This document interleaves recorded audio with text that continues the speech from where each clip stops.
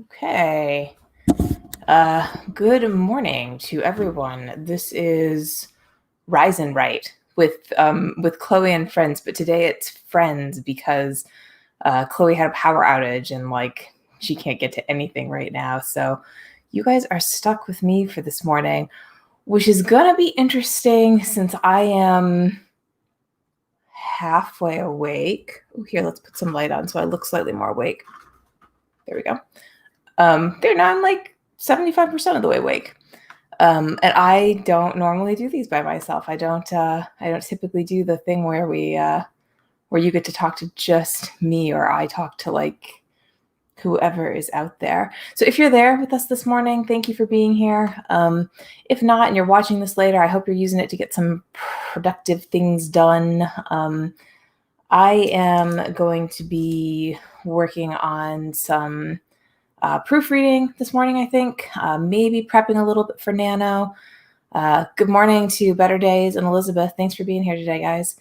We're like 3 days away from Nano, so whether you're, doing a particular project or you're kind of like, I guess, Frankensteining a bunch of projects together, which is what I'm doing, this is kind of one of your last days to get yourself ready for that. So hopefully you can use this morning like I am to finish up some last minute stuff that you have to get done before you start Nano.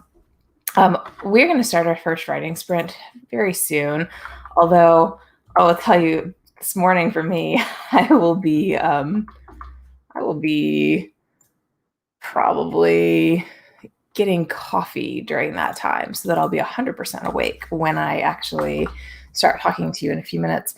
And I think that because I am the only one here and because Chloe isn't going to be here, I'm going to go through a character worksheet that I use.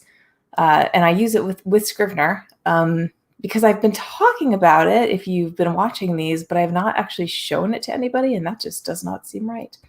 In any case, hey Pronoun, thanks for being here this morning. Let's all get our 10-minute warm-up in. If this for you is coffee time like it is for me, then let's consider that your warm-up. If this is writing time, awesome.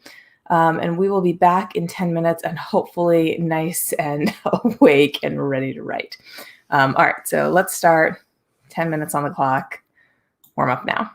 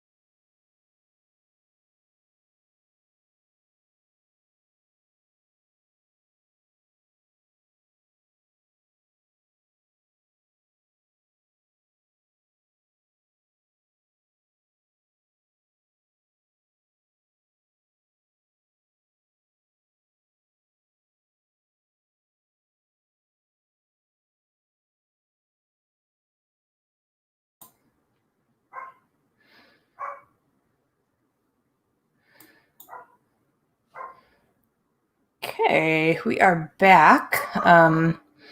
So that was our first warm-up sprint. I think, at like 90% awake at this point, which is great.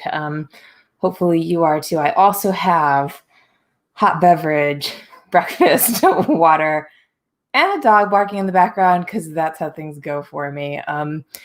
We'll try to get her in if she keeps barking. Let me know how you did. Hopefully you got in some good words there.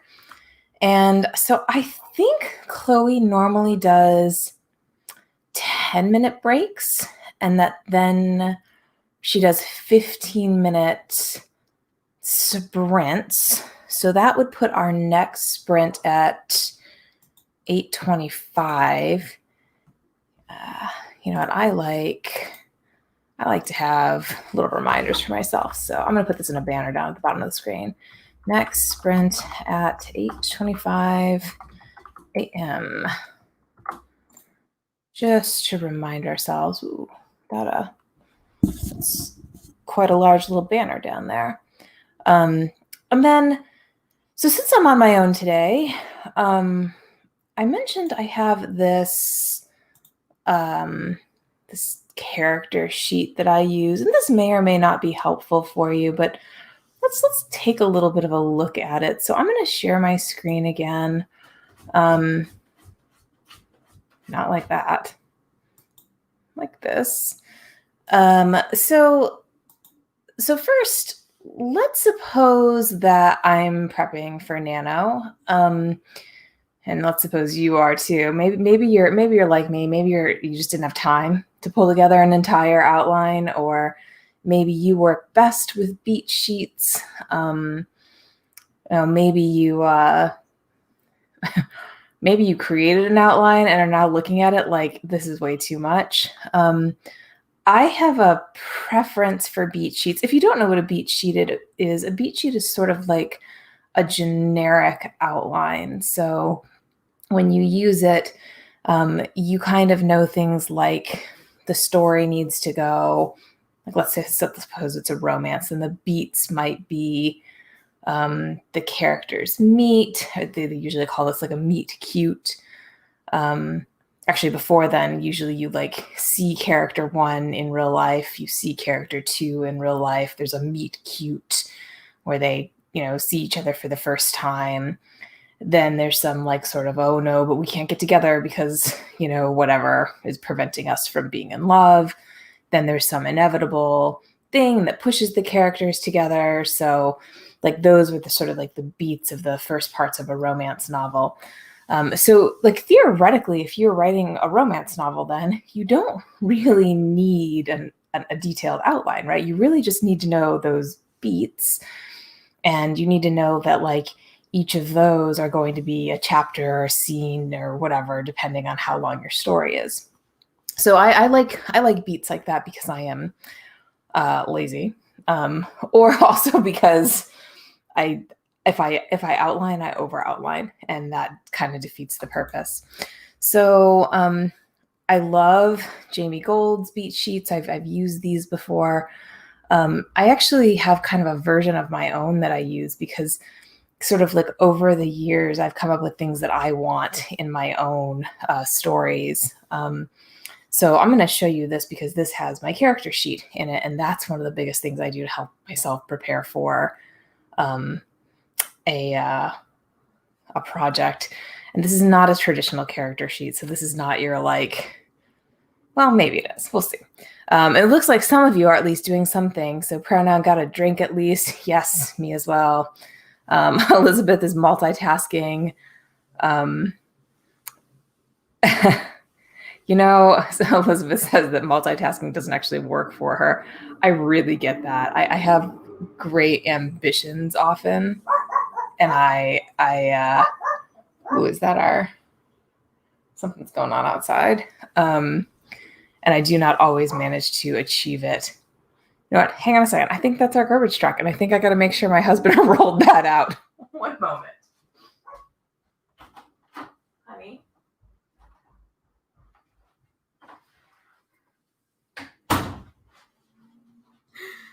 Did you guys hear that noise in the background? There's this like truck coming down the road, and it's my job to make sure that the garbage is all in our garbage container, and it is my husband's job to make sure that it gets rolled out. So every Wednesday night I remind him, it goes, "Welcome, the garbage is coming tomorrow. Do you want to roll out the trash?" And he'll be like, "I'll do it tomorrow morning." So of course this morning he's now scurrying to find the garbage truck or to beat the garbage truck. In any case, okay, so here's my novel template that I use, and I'm gonna save this in a temporary location. So let's save it to the desktop. This, by the way, is why my dog is going nuts right now. So temp project. Okay, so my template includes basically a beat sheet for myself. So I've got like, here's my manuscript. Let me make this bigger so you can actually see it. Get rid of that banner for a few minutes here. So here's my beat sheet, and you can see then, so I kind of, this is a basic 20,000 word novella template, and I have it divided into parts. So I've got, I need an introduction, inciting incident. I need the characters to cross the threshold. So this is where they, like, where some forces my main character to move forward. I have their first failure. They react to something, like they get in trouble for the first time. They learn something, new information. There's a second failure, sort of a crisis black moment where they think all is lost. Then there's like the climactic end, or a climactic sort of like, I guess, conclusion to the character arc, and like sort of wrapping things up at the end. And then I write notes for myself in these synopses. So this is, of course, those little index cards, right? So like for me, I have a note for myself that the introduction inciting incident says, start your story in the middle, show us who your main character is, what they want and why, what event creates the obstacle that stands in main character's way, what weakness holds main character back from trying to overcome the obstacle. So this is what I know I have to get done in that particular part of the story. And because this is set up for a 20,000 word novella, I've also set myself word target counts, or target word counts. So like I know that introduction needs to be about 3,000 words and no more. I know that the climax can be 4,000 words. I know that like everything in between gets about 2,000 words. And then I've got labels here for myself. So I label by part and status. But okay, so you can see that like this is about as far as I'm going to go in terms of outlining if I start a project. But that doesn't mean I don't do any other prep work. So one of the things that I do is a character development sheet. And I talk a lot about how character development sheets kind of suck, and how I think mostly they're sort of tragic and like terrible for writers. I do think there are some things you need to know about your character.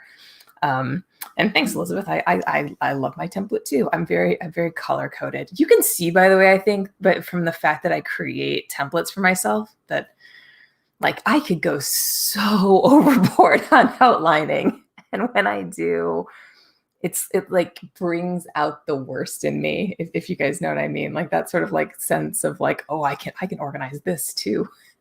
I can plan for that also. That has prevented me from writing many words. So I like having a template. I did put probably too much effort into it, but I like having it, and I use these over and over again, and it kind of helps prevent me from getting in trouble. In any case, it is 8:25, so let's leave this for a second and get some writing done, because it's that time. So we're going to do 15 minutes, and then when we get back, I will show you that character sheet. Reset Google. 15 minutes. Okay, here we go. When we get back, I'll show you the character thing that I use and why I think it's the sort of more helpful way to handle a character sheet. All right, let's start now.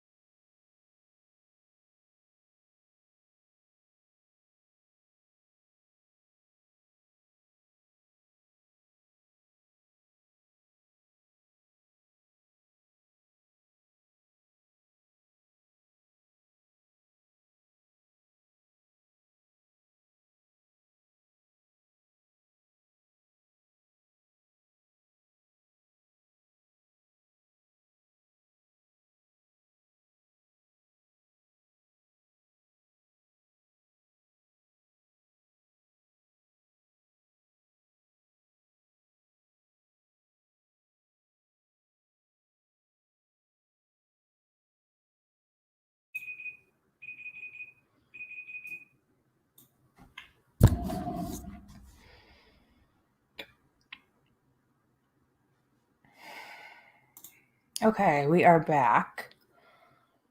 Let's get that timer reset for next time. So we will be doing our next writing sprint at 8:50. So let me just put that up here.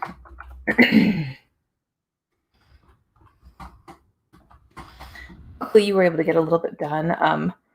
I'm trying to proofread some stuff that's in Adobe InDesign, which is an incredibly powerful program and like a massive learning curve and super expensive. So like lots of things in that program that can kind of be difficult, but it creates just absolutely beautiful products. So I use this, and this time around, with my memoir that I've been writing, I've been cheating a little bit. I went straight from Scrivener to InDesign, where I would normally have gone Scrivener, Word, Grammarly, InDesign, but I just felt like I didn't have time for that this time. So now I'm trying to figure out if there is any way for me to export to Word. And the Adobe world does not play very nice with Word. Plus, my program updated during the middle of that. So, like, of course, I got nothing done because Adobe was busy updating its program. In any case, hopefully you got stuff done. All right. I'm going to create this banner. We know when we're coming back, so I know when I'm coming back. Those are terrible how that happens.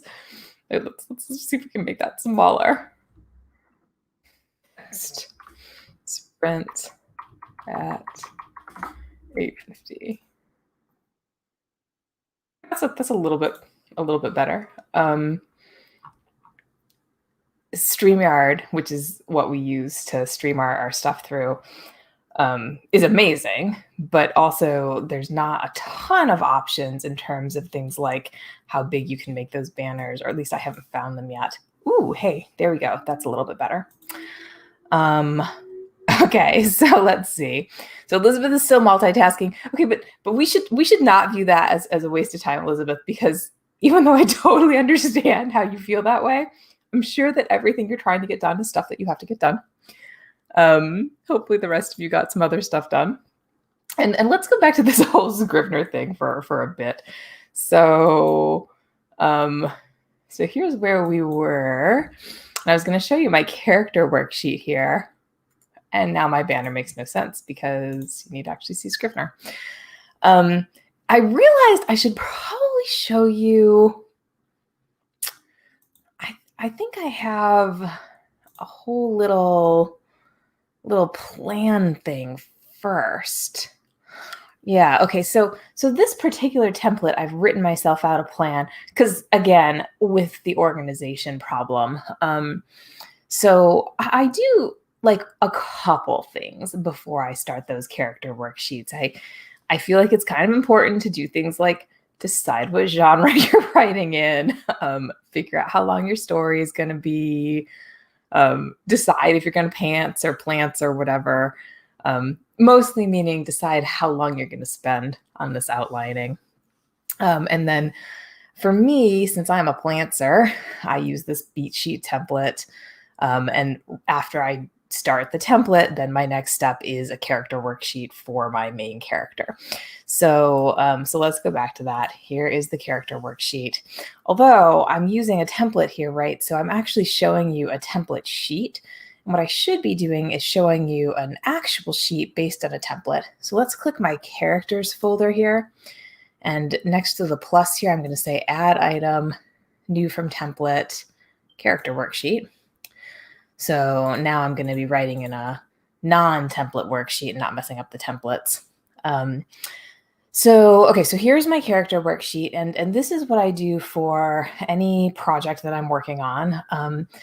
And again, I've said I hate character worksheets because so often, like, a character worksheet is this massive, like, when were they born and what's their favorite color and like what's a scene from their childhood that defined them and what was a pivotal moment in high school that affected their outlook on this philosophy of life. And I find that when I do that, I just don't have time to finish my stories. But there are things I think are important. Okay, so here's what I think is important for your characters. I think you should know their name ahead of time. I know, for side characters, you don't worry about this so much, right? But for a main character, somebody who's going to appear all the time, and obviously your main character, you really got to name that person. I think it's a big mistake when writers don't, because names do change how people act, or at least they do in my world. So, pretty important that you actually name your character.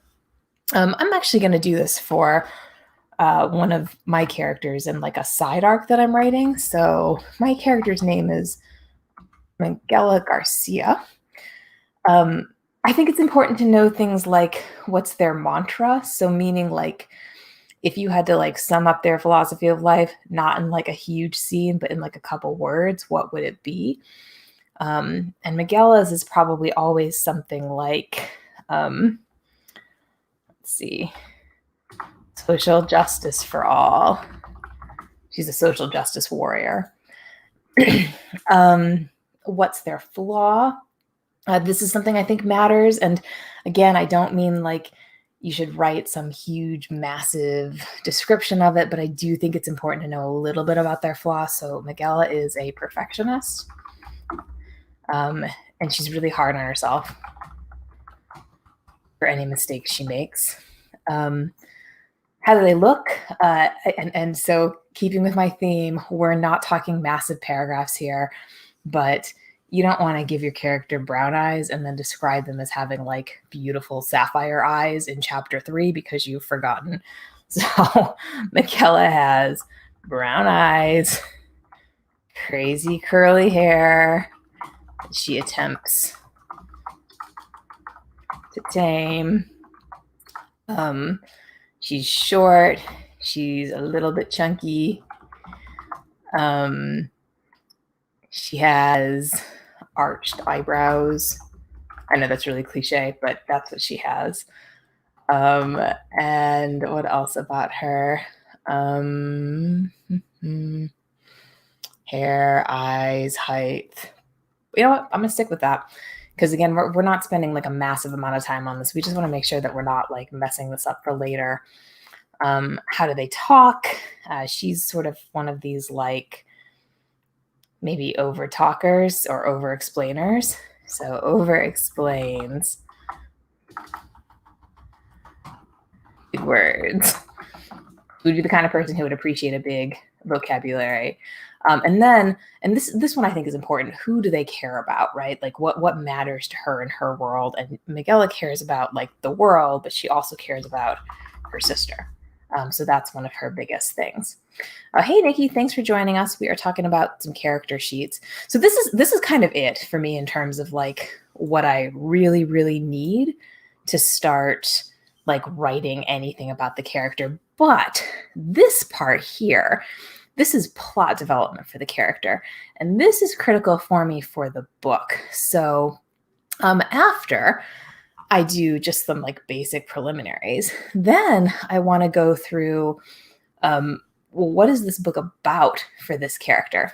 And it's 8:50. So I'm going to do that when we get back from our next writing sprint. So let's get that started.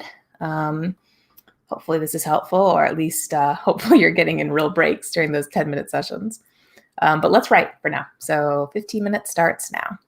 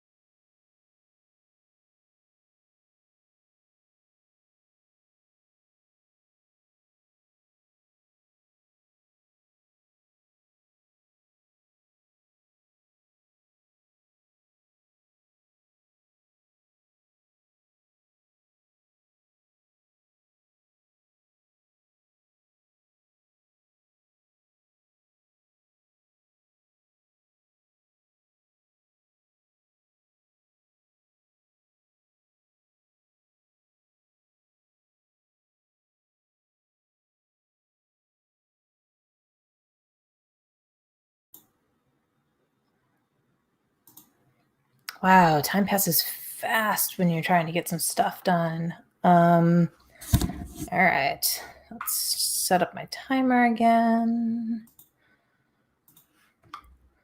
And we are doing a 10-minute break, so we're going to be sprinting again at 9:15.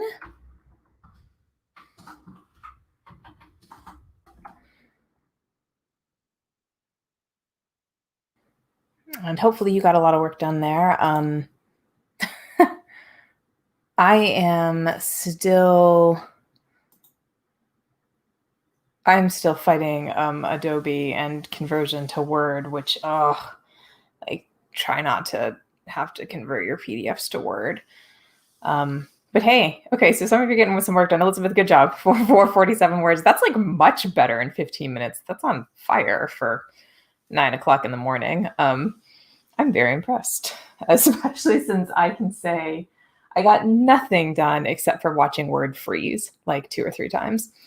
Although I suppose like when you're converting from PDF to Word or from InDesign to Word or doing anything like that, you sort of have to consider freezing to be part of the process, right? Like, so I am already done with at least 1 or 2 of my freezes. So good. Now let's go back to that Scrivener thing that we were looking at.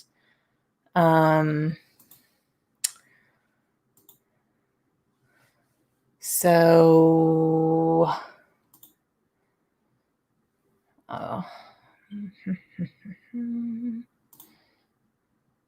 this screen is probably big enough actually for this. So we've already gone through like the preliminary information, right? And I think this took me 5 or 6 minutes. Of course, I already know this character, so I could understand this taking a little bit more time. But then for any of my prep, this part here is where I think the important bit is. So I feel like it's very hard to manage to complete a story or even prepare for a story unless you can complete this sentence about your main character. And Nikki, you asked how long is the next sprint going to be? It's going to be 15 minutes. So it's all 15 minutes in the mornings like this, which is, Chloe and I do, we do these like 10, 25, 30, 10 things on Monday afternoons because we think that that's sort of the most productive way to do it in the afternoon. So like if you were with us on Monday, that's how we would always divide it up. We ran time trials last year during Nano, like a bunch of them. Maybe we did them in October, and that's somewhere on our channel if you want to check it out. I find that I am most productive if I do different segments like that. But in the mornings, Chloe might be more of a morning person than I am. I am not. I'm mostly coherent. But in the mornings, it feels like those 15 minutes are like a little easier in the sense that at least you know what to expect. So that's why I justify the 15-minute things. All right, so this character development thing, I always want to be able to say, I want this goal or thing, but this obstacle is standing in my way. And thanks to this conflicting desire, there's no easy way to get rid of the obstacle and get to the goal. So I feel like if I cannot complete this for a character, then I'm not prepared to write the story. Because stories revolve around characters wanting something and not being able to get it, right? So if you don't know what they want and why they can't get it, then what are you writing about? And if you think about that, like a whole lot of time is put into like plotting that a lot of times by writers who can't even answer that kind of thing. Like, I'm going to have my character go and visit this world. They're going to meet this person. And then this really interesting mystery is going to happen to them. And like, then later on, their desires are going to be complicated by this. But I find that like, if you just can't complete this, then your story tends to go sideways. And I'm saying that, I guess, from personal experience. I've had stories go sideways where I really didn't have a good sense of what the main goal of the character was. And then I didn't have a good sense of the obstacle either. So, I mean, for me, when that happens, my characters end up sort of like meandering through a world, and they end up being complex because I think that for most people, we don't have, I mean, we probably all have multiple goals and desires at any given time and multiple obstacles, right? So, like, if somebody were to ask you your personal story right this second, this sentence might be really, really, really hard to complete. Um, but for a written story, your reader really needs to know what's going on, right? So, like, it's just really hard for the reader to, I guess, relate or like even conceptualize, I think, what you're trying to do or what your character is trying to do if you can't kind of boil it down a little bit for them. So, like for Miguela, what she wants is to be able to use her fire magic without blowing things up. Um, oh, this is her big goal. Miguela has fire magic because I write elemental magic in this particular world, and she's really super powerful. But every time she tries to use her magic, she ends up exploding things. And I'm gonna make that better. Wants to use her fire magic without blowing things up.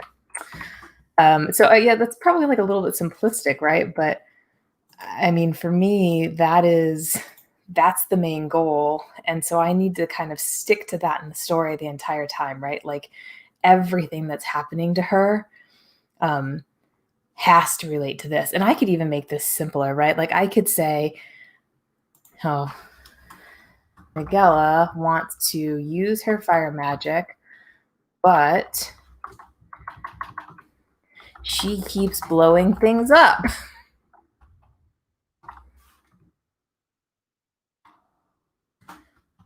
So that's the obstacle. Wants to use magic, keeps blowing things up.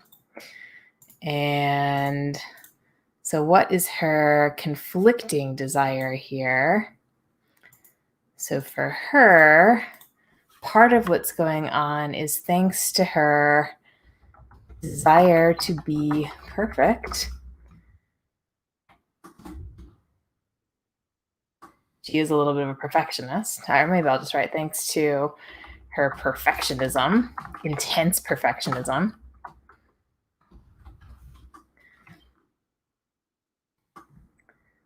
There is no easy way for her to stop blowing things up and use fire effectively. So basically, she can't use this like awesome power because she tries too hard and she can't. Gosh, I really write in analogies, don't I? Miguela's a side character. You know, they say like really like not to put yourself in your main character, right? So Miguela's a side character. She would be far more like me than like my main characters. Must stop blowing things up by accidentally over focusing on making everything perfect. Um, so this is it. Like this is her little side arc because this for me is a side arc story in a nutshell. And I feel like knowing that should drive absolutely everything that I do. Now, I then do a second development step because, of course, like this doesn't quite get me to any like pivotal points in the story. So I don't want just this like one big generic thing. I also like to give my characters like sort of smaller problems that help them develop how they handle this like bigger problem. And we're going to go over that, but not right this second, because right this second we are sprinting. So let's go back to our timer here and let's get going. Good luck, everybody.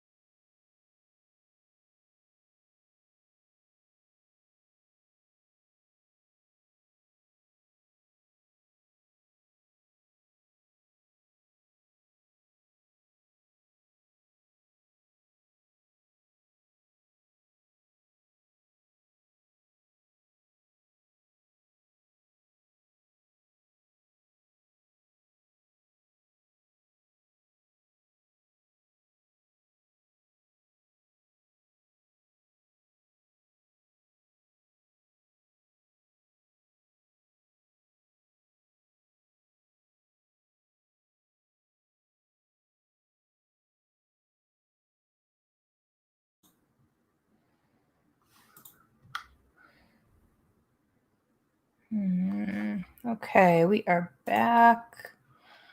I'll reset that timer. Bring me back. See how you guys did. Nikki, thanks for putting the sprints in Discord. If you did that, I never use Discord. It makes me feel like that point where you're like, oh, there's this social media thing that it's just too much work for me to understand. And then you like say that and you realize that like, oh, I am no longer young.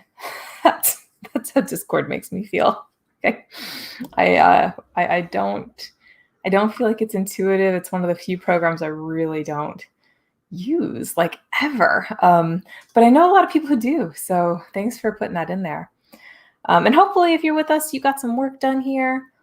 Oh no, Elizabeth, you ran into MS to Word styles problems. Oh, I so understand that. That's the worst. I relate this morning because here. So Elizabeth and I are both having problems with Word this morning, basically. Because I am in my little PDF to Word conversion, I'm dealing with all kinds of things Word just cannot cope with. I actually, like a lot of people, I don't know, people get really like down on the various programs out there, right? Like, oh, I hate Word because of these features, or oh, I hate Scrivener because of these features. I just find that each program has its own thing that it's good at. And Word, styles are great if you can make them work for you, but man, those can be confusing. And they're so much cleaner when you're using a program like InDesign, which really does a nice job. So Pronoun edited some poems. The Pronoun, I did not know that you were a poet. That's awesome. I every now and then try to write poetry to like add to my fantasy novels because I'm the kind of person who feels the need to like write in poetry written by other characters, but I'm not a poet in like any way. So I find that to be the hardest part of doing something like a fantasy novel. Like, what was I thinking? Why didn't I just add in like excerpts from self-help books? I'm really good at that. But kudos to you if you are getting some poetry written and edited. Let us go back to my little pseudo Scrivener tutorial. Character development. This is not Scrivener. This is character development. And it's what happens when I'm by myself and Chloe has trees in her backyard. I just looked at some of her carnage on Facebook. Oh my gosh, she was really lucky that like whatever storm took out her power did not also take out her house, because it's looking a little rough in her backyard right now. So let's all be glad that like the power is out in her place, but not her house. So presumably they will be able to fix that without huge problems. But wow, like storms can really do some damage. So okay, so let's go back to our Scrivener here. I had said our first thing that we want to do. Ooh, one more thing here. Our next sprint is going to be at 9:40. Yeah. Yeah, I'm glad Chloe's okay also, Nikki, because I have a weird, irrational fear of trees. This is like, I'm sure everybody has this, right? And I think trees are beautiful in like nice weather. My husband loves trees, and whenever we're looking at like places we want to live, and we've moved quite a bit, he is always looking for like a backyard with trees. And I'm always saying things like, but what if the trees kill us? Like those trees, they're like sharp and pointy, and they kill people sometimes, like every now and then you read some horrible story, some tree like fell on a roof and like a branch was like impaled a person or something. And I have a massive fear of this. So yes, we are very thankful that no trees killed Chloe or her roommate or their cats, because cats matter too. But still, it sucks to have your power out like that. So I'm sure that they're dealing with a lot of stress this morning. And Yeah, that's so Elizabeth, I'm in Raleigh this morning, and we are also getting like a decent amount of wind. Not quite that much though. So I guess guess the trees in our backyard have stuck it out. So we're glad for that. In any case, so development step number two. This is to complicate your story a little bit. And I don't actually think that you have to fill in something like this in order to start writing. Like if you were a pantser, you get through this first sentence and you can pretty much start, right? Like you can make things up because you know what like the big conflict is, you know what the big obstacle is. You know like the reason, like sort of the personal reason or like the desire that's preventing the character from actually solving her problem easily. So, you have that first sentence done. You're in really good shape, actually. But if you were a little bit more of a planner and you wanted a little bit more to work with or to like know where you were going, then I find it helpful to just kind of think out like three things that are going to come up in the story. That the character is going to have to face as part of this sort of like story arc. So for my story here, I think I'm going to have Miguela run into the so she lives on an alien planet isn't really the right word for it. She lives on another planet. She's a human living on another planet, and the other planet has intelligent life. So she runs into a sort of a it's hard to know how to put this. I guess an aboriginal intelligent life form on her planet. I actually like the word like native. The planet is Keplerian, native Keplerian, but native has all these like connotations. And Miguel is a social justice warrior, so she strongly dislikes the word true as well. So we're going to say she makes friends with a true Keplerian. So that's like she makes friends with an alien, but her friend's family is threatened by her. So like that might be a problem that I come up with. And in this case, on my little like planet here, the intelligent life form is very powerful and they're kind of tricky. So they can actually do things that might say take Miguela's magic away. So I have this like sort of chart here, thoughts, feelings, behaviors. This is a little throwback to my CBT days, but I think it's helpful for characters. Like, what do they think in response to this? What do they feel and what do they do? Right? Because that's kind of what moves your plot along is like character faces a problem. They have to decide how to react to it. And their reactions are going to be based on their thoughts and feelings. So like in this case, I might say Miguela thinks Miguela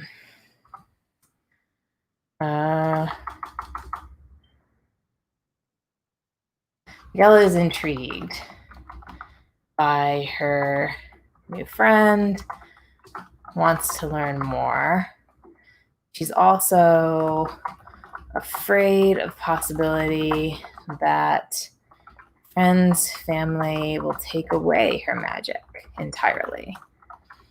And so she's sort of cautiously allows new friend to make introductions. So this is the kind of thing that might happen. And that's obviously not a very exciting problem right there. Like hopefully your stuff is more interesting. And I think like this is one of the things about developing a plot this way is for me when I'm doing this, if I write out like a first problem and I think, yeah, but like, is that enough? Then I might say, well, maybe it's not, right? Like maybe I need the first problem that Miguela faces to be like a lot bigger than this. Like maybe it shouldn't just be that she makes friends with a true Keplerian. Maybe she should like have her magic completely stopped because she makes friends, and then she's got to figure out what to do about it. So this is the way that I use this is I kind of come up with these three problems that I anticipate happening to the character throughout the story. And if they don't look interesting enough to me, then I make them worse. And if they do look interesting enough, then great. And ideally, like what happens to the character in response to the first problem that she faces is going to be related to the second problem, right? So, like whatever she does here should either cause or complicate what happens next. Wow, these actually go by so much faster than I think, these little breaks. Um, but we are already at 9:40, so let's go ahead and get that timer started again and get our last sprint of the morning done. So hopefully we all get something completed right now. So let's go ahead and get started. 15 more minutes. I'll see you back just for our exit.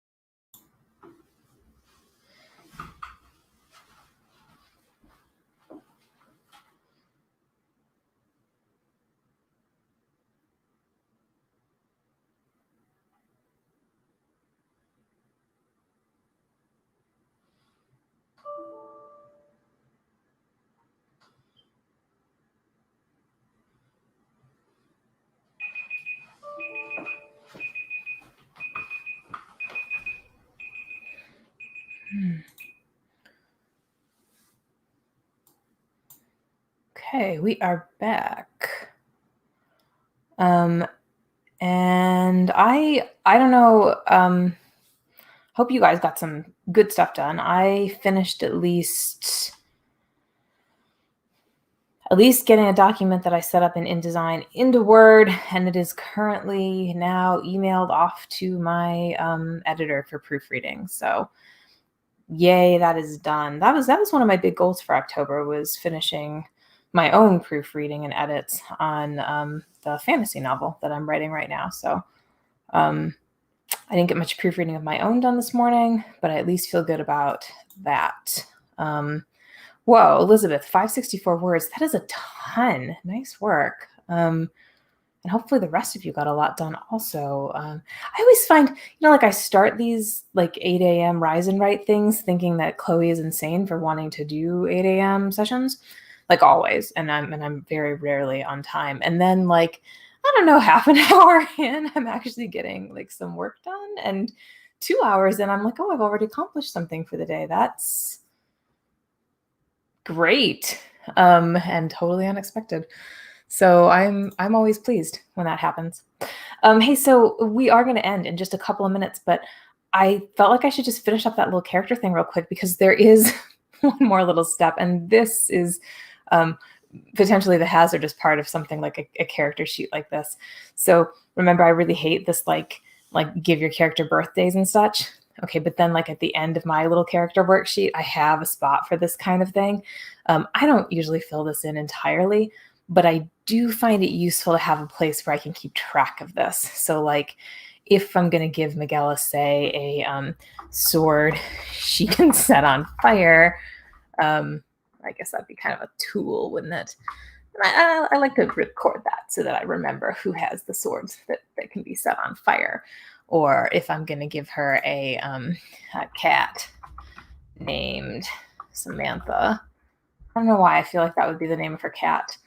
Then I put it here. And if I actually do bother to do something like give her a birthday or like a personality zodiac thing, or decide that like she's the kind of person who always wears starched white blouses, or whatever, then I try to put that in there. So this is more of a memory thing to me than a like I have to have had this done ahead of time. But like there might be some things in your mind before you start writing where you're like, oh, this character's definitely got this quirk, right? Like, I don't know, maybe this character has a favorite song or something. Like Miguel maybe loves Bon Jovi, right? And I don't want to forget that, because like I could easily lose track of that in a fantasy world novel, even if it's like a little character arc or a novella. So I do put those things down, but it's the third step, because by the time I get to development step 3, I've often run out of time for planning. So I don't want to like spend time that I need to spend on something important like this, on figuring out what her pets are going to be named. But it's useful to have that stuff there anyway. Hopefully this has been helpful to you. I mean, I do these for myself. I kind of think that's important for authors. I feel like I might have a link to this somewhere. I'll try to post it the next time that I'm doing this, or if I can find that. I may have. Let's see how quickly I can actually find something like that, because I might be able to give you a link, and that would be handy, wouldn't it? Or I might not be able to. Oh, maybe. Well, I'll see if I can't find that. I don't want to hold you guys over past 10 a.m. because I bet you all have stuff to do. So hopefully I'll figure out a link. And if you actually want something like this template, I can give that to you.